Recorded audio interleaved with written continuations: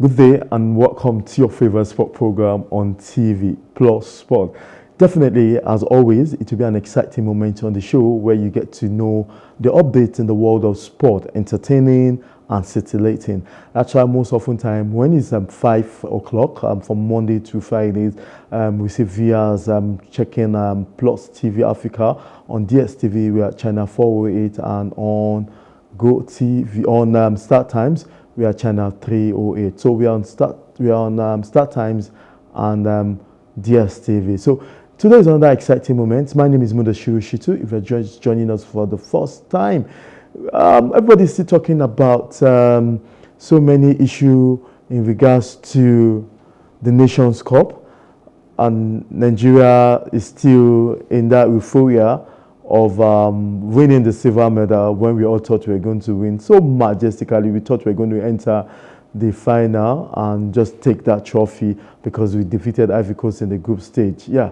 nobody will no, you don't have to blame the Super Eagles for that. So we will be giving you the highlight of Nigerian versus Ivory Coast later on in the show. But joining me to discuss this is a man based in Estonia, Shewa Agbabiaka. He's based in Estonia, but his mind is with the Super Eagles. He's an international sports tourist when it comes to sports, when it comes to football across the globe. This is a man that would want to tell us what is happening in countries we are not. So, Shewa Agbabiaka, it's good to have you on the show. Good afternoon. It's good to have you too. Yes, thank God. Estonia is just an hour ahead of Nigeria in time difference. Am I right? Absolutely, you're correct. Okay. And so tell us, let me start with your own perspective, your own views about the Nations Cup, especially the final. We are looking at the review of the Super Eagles' performance in 2023 AFCON that you've been following. Just tell us from your own honest perspective about the whole game. Well, I will say that Nigeria began the tournament with a very fourthly display. The first match, where we had the first game and we had a draw in that match, and going into the second game, where we were kind of like an underdog, we are able to defeat the host nation Ivory Coast, and then proceeded to qualify and also get to the final of the AFCON final. I mean, in all expectation, we are all expecting to win that Nations Cup. We became the favorite, but don't forget it's dynamics.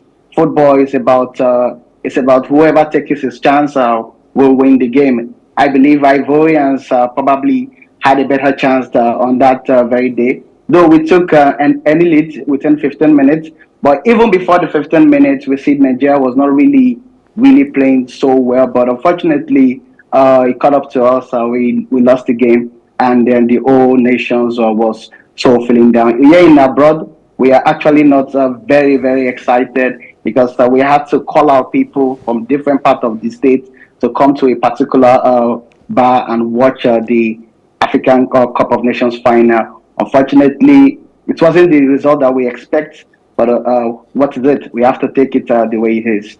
So, what's the highlight of the tournament for us? Looking at the review of the Super Eagles, the highlight of the tournament for you, we've been seeing so many highlights, but for you, and the players that really struck your mind that made the tournament happy for the exciting for the Super Eagles. I mean, going into the Super Eagles, we all know that we have a larger squad and we have what it takes to have good players play for Super Eagles. Osimhen was leading the front line for Nigeria, which was fantastic. Boniface was supposed to feature in that tournament. He had an injury and he had to flew back.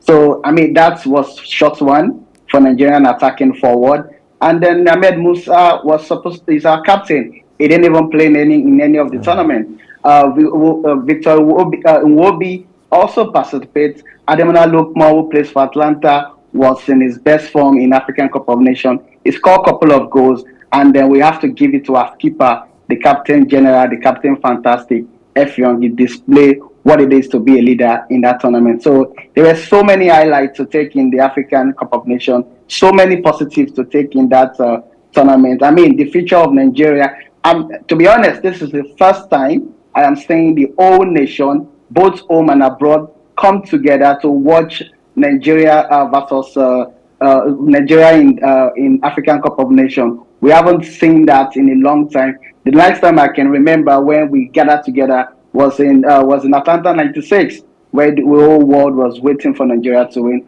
Unfortunately, we didn't bring it home, but I believe we have what it takes to bring it home. Coming years, in the next 2 years, these players are still young. Victor Osimhen is just about 23 to 24 years old. Same as Boniface.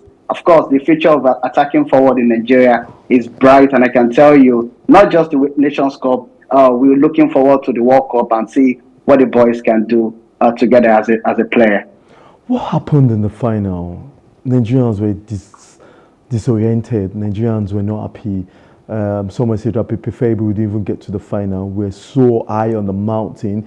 Our expectations was wild, both the women and the men. After what we did in the semi-final against South Africa, and the fact that we actually defeated Ivory Coast. Did we get it wrong in selection, or what happened, or is just the dynamics of football?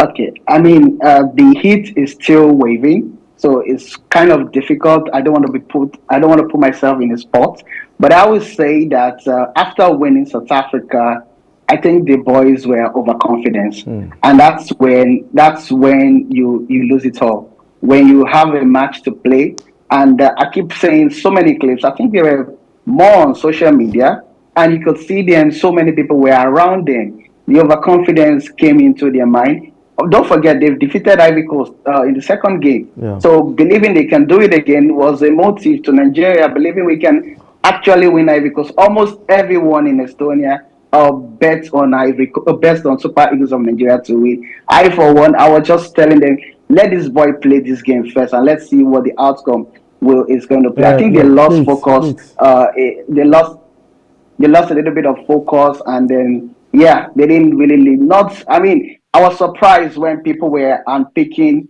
Iwobi, single out in Iwobi. It's an 11-man squad. Everyone has to contribute their part. And starting from the coach himself. The selection. Yeah, I haven't seen him make that kind of selection in like all of the game that is played. But he makes some couple of changes where I don't know, probably might be technical issues. But unfortunately, the connections wasn't really there. The ball wasn't really getting to Osimhen. Nobody was making that final run that we used to see. Was it Simon and then Adama Lukman coming together, playing side by side? We didn't see that. It was all more like we are just defending and defending and defending, and they keep bringing the ball to us. And you can see that Brighton and your right winger, he keep putting Ajayi and then this other guy in check. And yeah, I think in my own opinion, after the game, when I rewatched the game, I just probably felt like when you see that kind of formation attacking Nigeria in that perspective, I think you should have made a clever substitute.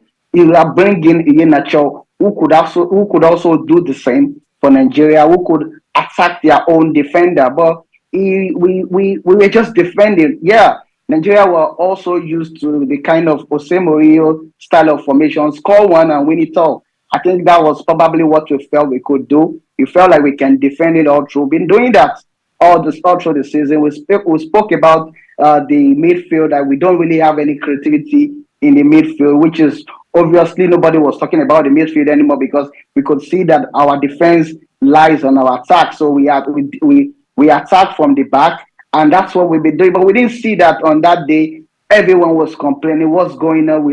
We considered the first goal, and then within the next 10 minutes, we considered the second goal. There was no chance for us to come back in that match. I believe it's more painful to the boys than to we Nigerians because they really want to win the AFCON. If I'm not mistaken, that's the first AFCON Osimhen is actually playing as a number 9 striker for Nigeria. So there are so many people who really want Nigeria to win that competition. Of course, it's football. They have to be a winner. They have to live on foot. I mean, he was all through the tournament. He showed his leadership skills. He was all on the field. And then all the boys, they were giving it all from the beginning of the tournament. I mean, after the first game, they were giving it all. The fans was behind them. Nigeria was behind them. You know, the social media was on fire. The banter was all over. You could see Nigeria won South Africa. That game, if there was any game I was actually afraid of before the final, it was the match against Angola. I mean, we sucked up their striker, Mabalulu, who is one of the best striker in the tournament.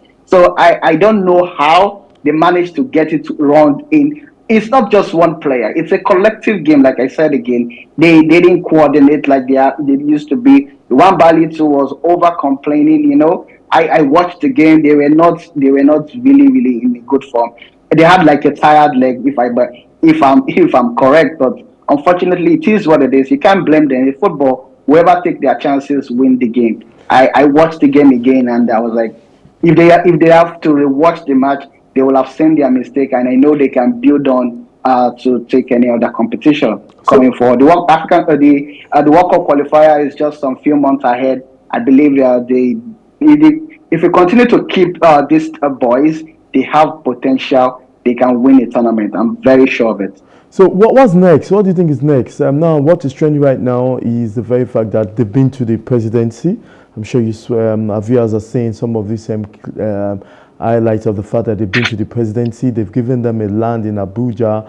They've gotten the MON, member of the Niger. That's a very high honor. That's Chukwueze. And now there's so much talk about should we allow the coach, Pasero, go, or we should renew his contract. I've also seen reports of the man they call Emmanuel Nunike trying to be in the mix. What do you think is next for these guys? Well, I think before the start of the tournament, nobody gave Pasero a chance. Definitely. That's just the honest truth. Many Nigerians do not give the Super Eagles a chance. And then it shows what it is to be a coach. I mean, if they give him an ultimatum to get to the semi-final of the tournament and he gets to the final, it means he knows what he's doing. But for him to become their head coach, it's more money for any coach. I mean, he's still a Super Eagles coach. Currently, his future is in his hands. He's a big man, so he can make his decision by himself. But I believe if Nigeria wants to keep him, I don't think we're making a mistake. You get us to the final, he can do it again. Absolutely. So is one tournament enough to define a coach's career? I mean, rightly said, and a lot of Nigerians believe that before the tournament, he wasn't the coach we expected. We didn't even give him the opportunity. And that is based on his record, not based on his personality, not based on anything. Now, he went to the Nations Cup, we saw something different. How convincing do you think Nigerians will be that we will be seeing more often after the Nations Cup what he did in the Nations Cup? Well, the dynamics is very simple. I mean, if you look at the former head coach of Ivory Coast, okay, after his first game, he was sacked, and the assistant coach took over and then brought the trophy to Ivory Coast. So you can't say that one tournament is enough to judge him by his personality, but we see what he did in the competition. You will agree with me that he makes some tactical changes, and despite the fact that we don't have any midfielder in that tournament, he was still able to coordinate the players from the back to the front, and then we attacked in that dimension. Osimhen wasn't clinical in the face of goal in this. I mean, not every strikers are always clinical, especially when it comes to national tournament. Didier Drogba hardly won anything for Ivory Coast. The only player I could remember who was both prolific home and abroad was Samuel Eto'o. So it's very rare to see strikers do well in tournament. But for the coach, I think he still have more chances. I think now he should look more outward and look for player within the national league in Nigeria, to look for midfielder, or come aboard and look for players in midfielder who could, if we had a defensive midfielder and a good attacking midfielder and a good midfielder in that tournament, I'm telling you, Nigeria will have won the Nations Cup. The only reason why we lost the Nations Cup was probably because we don't have a midfielder. They had Fofana in the midfield. They had another midfielder, I can't remember his name now. I can't remember his name now. He was there. They played together. We were defending all through the tournament. All through the tournament. That's not how to play football. We have to attack. Sometimes you need to attack as a team, as a unit. So, but he used what he has. That's what I'm going to say. The coach used what was available for him to play with. So you won't blame him if we didn't bring the trophy in. It was what we have that he basically used. But I think his future. The moment, beautiful closing ceremony. Don't worry. I think by popular demand, we'll be having more of that video, the closing ceremony of that game. That's the final, the 2023 African Cup of Nations final between Super Eagles of Nigeria and the Lions, Elephant of Ivory Coast. Still have Sheun Agbabiaka with us. Sheun, it's good to still have you for your intellectual and neutral perspective to this game. Now, we'll go straight to you are in Estonia right now. You're in Estonia right now, and there's different perspective to the game. Tell us about how Nigerians in Estonia felt. Did they feel at home? Did they feel, yes, it's still Super Eagles playing? Just tell us from your own experience. I'm not saying you should tell your own experience because you know you are a football tourist. You've done so well for football yourself. So other Estonian, other Nigerian that lives in Estonia, tell us how they feel about the final. Or was it just the final they watched or they've been following through before then? Yeah, I always say that, it wasn't just about Nigeria in Estonia, it was about the Africans community in Estonia who came together, who wanted to watch the final together.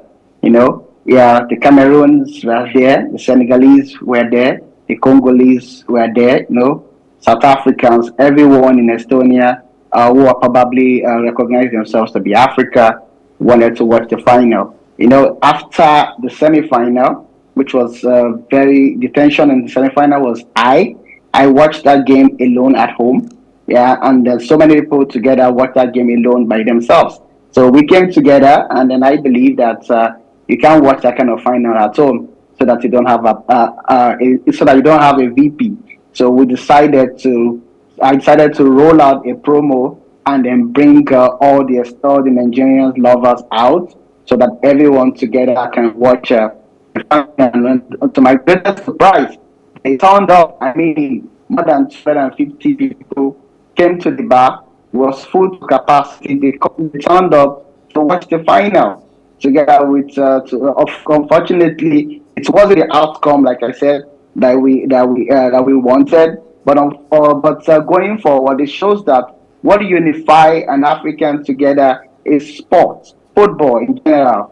I don't think if you call them for any event, they probably will turn on less than 42 hours after we qualified to the finals. 72 hours after we qualified to the finals, they all came out. I was proud. This was probably my first time of bringing Nigerian in Estonia together in that shape of and form. But to my surprise, they all came, and which was a good one. And going forward, some of the organizers who were also there also came to meet me and tell me this is not the last one you will do. There's Champions League to come, there's UEFA Cup to come, and of course there's Euro to come. Olympics is there. So don't worry, Nigeria didn't win today does not mean we won't turn out for you. But the outcome, to be frank and sincere, was absolutely memorable, and I felt proud, and I'm so glad that I did it. So I'm sure that's to say that it is not just about the African Cup of Nations, that many tournaments. Do you think you can get such a gathering apart from this African Cup of Nations? Estonians themselves, what's their reactions? What are their reactions to football generally? What's their reaction to football? Well, I would say that I came from a country where football is kind of our food. We love football with our lives and passion. Everyone in Nigeria, I don't know of many guys who do not watch football. But in Estonia, it's a different ball game entirely. Estonia are conservative people. They are not the kind of people that really do with football. They have their own clubs. One of their popular clubs, anyone will know, is Stalin Flora. But the gathering was not, I don't think I've seen any gathering around Estonia to watch football together like that. But I mean, we never, there's always a first time. I mean, there's always a first time. And I just think because we rolled out the promo among the Nigerian community more than the old general Estonians. And then because I believe also because it's an African thing, which is African Cup of Nations, I probably would not want to justify they didn't come out because they didn't see the promo. I will say that we rolled the promo out among the African community more, and then that's why the African community turned out. I believe that if we probably will have done more advertisement or more promo to Estonian community, I'm of the opinion that they probably will also do the same. I mean, they love gathering. Everyone wants to socialize. I mean, abroad enough is boring for you alone to stay. You understand? So I believe if we have opportunity to bring them together, they probably will turn up for an event of football. Football is a language everybody understands. An interesting moment, Shima Agbabiaka. We have to just let our Nigerians know that we're going for these reactions of Estonians. I decided to call all Estonian, but that's an African community in Estonia coming together to watch football. I don't know whether some have legalized to be Estonians, but this is African community or black community watching that game. Do you think this is the only gathering, before we watch that video, do you think this is the only gathering of African community in Estonia watching that match? Or this is just for your own zone or state as it may be called?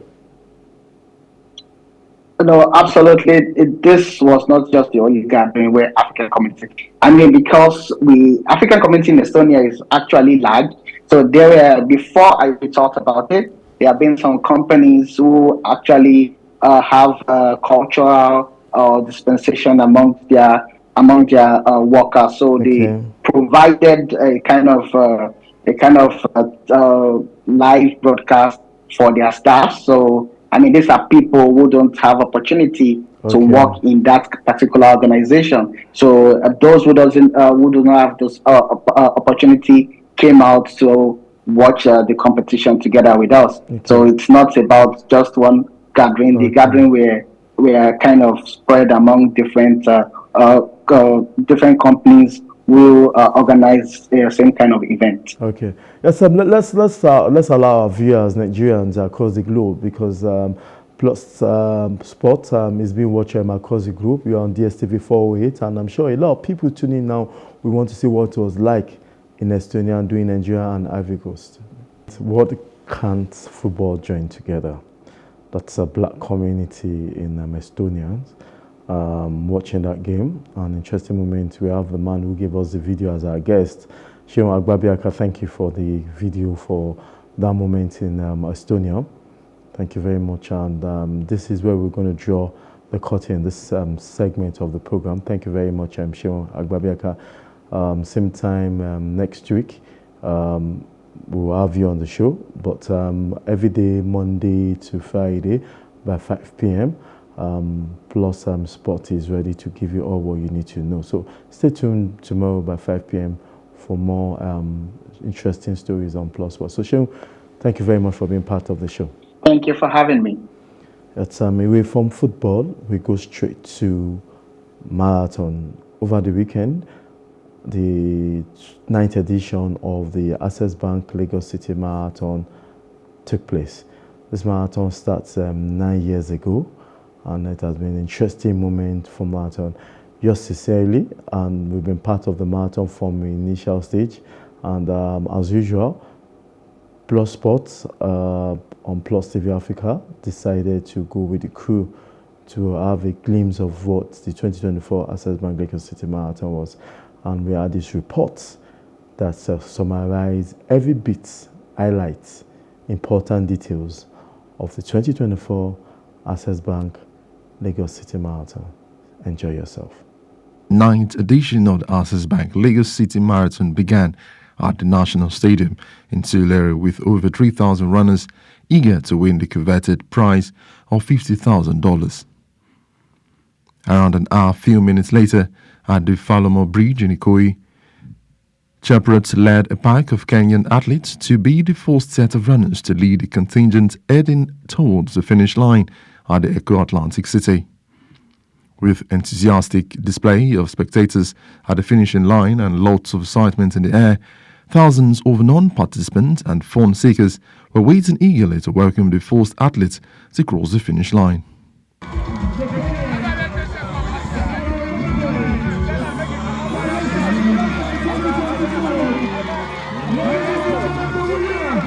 In 2 hours, 16 minutes, 49 seconds, Kenya's Bernard Sang, who came third in 2023, emerged winner in his third attempt. The 32-year-old expressed his desire for the city of Lagos and his next plan after the winning. I feel grateful because I have come 3 times and it is my first time winning. Last year I was number 3. Running in Lagos is motivating me to come back because it is a nice city. Lagos people are welcoming. I really enjoy running in Lagos. Yeah. So I'm looking forward to coming again next year. In the women's category, Charlotte Kebenin from Ethiopia came first with a time of 2 hours 41 minutes, while Kenya's Ruth Aga returned exactly 2 hours 41 minutes to place second. Ethiopia's Sharon Sharap coming third in the time of 2 hours 42 minutes. Thanks, Nigeria. Everyone that is showing their weight behind this, for giving each other to one of the world's best airlines. We thank you so much for coming up all the way from the beautiful city of Nairobi, Kenya. Ladies and gentlemen, the one and only Kenya.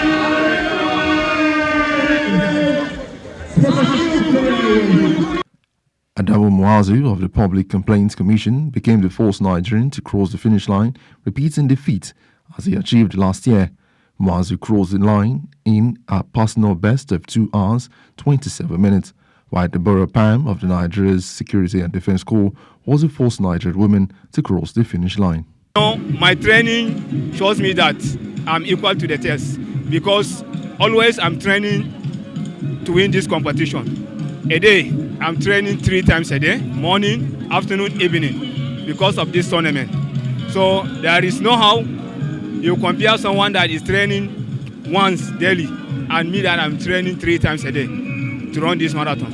So that is the hard work that I'm doing, and because of that hard work, that God see me through to win this one again. In Nigeria, especially the Access Bank, they are encouraging. It's the only standard and successful marathon that is taking place without any hindrance. We are saying kudos to the Access Bank because this is the only marathon that we have up, no matter how it is. If you win, your money will be given to you at the appropriate time that they state. What motivating me, they are giving us sensitive, motivating us by giving us cash to provide our needs. That is why we are putting more effort to be coming and to be participating this marathon race. The Access Bank Lagos City Marathon has grown in bound and innovation since inception in 2015, and it has put Nigeria on the global map that has attracted tourists and boosted the economy of the state. The Deputy Managing Director, Access Bank, Victor Toku, the major sponsor of the marathon, spoke about what made the race one of the best in Africa. The bank is the largest bank in Nigeria. As the largest bank in Nigeria, we have a role to play in driving the economy, in supporting people to live a healthy lifestyle.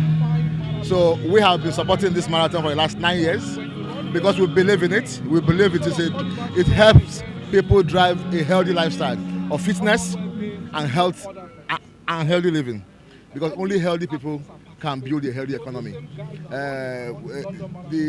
There's a clear nexus between health status of citizens and the economy of a country. And we are interested in building the healthy Nigerians so we can build a healthy economy. Apart from that, marathons help to drive the economy. Today, as we speak, there are about 18 countries represented here. So we have people coming in to understand who we are and bring in fortunes into the country. You can imagine the impact on the economy of Lagos State for the last 2 months. Food, restaurants, transport, hotels, and even sports infrastructure. All these things have been impacted by this marathon. And we do this year in, year out. We are the fastest marathon in the world to get a gold status. And by next year, we'll be applying for a platinum status. We are the biggest marathon in Africa. And we are par with every other marathon anywhere in the world, be it London, Boston, and Chicago, and New York. The Deputy Governor of Lagos State, Obafemi Hamzat, said the public-private partnership between the state government and Access Bank and other stakeholders has made the race continue to develop yearly. We have a very healthy relationship with private sector, Access Bank, for example, and they've been fantastic.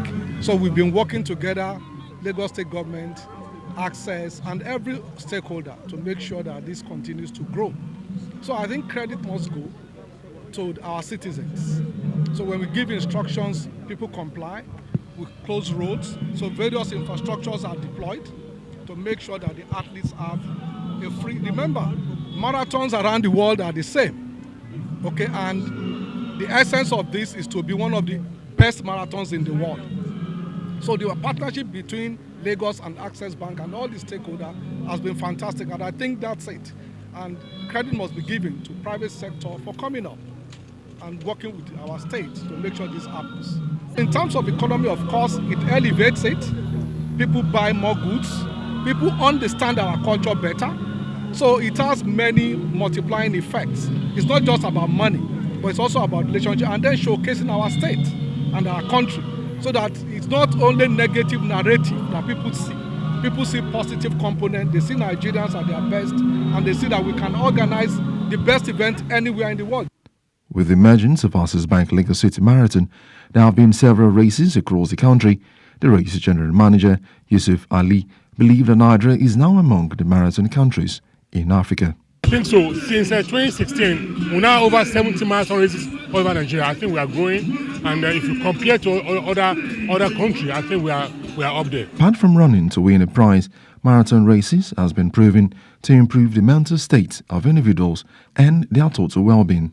At exactly 6 a.m., the 9th edition of the Access Bank Lagos City Marathon moment of the 2024 Access Bank Lagos City Marathon. Yeah. I don't want to give you behind the scene of how our sport crew started the whole event. We've had some days planning. We had to stay close to the National Stadium to ensure that we are not late, because the blocking of the roads might affect our movement very early in the morning on Saturday.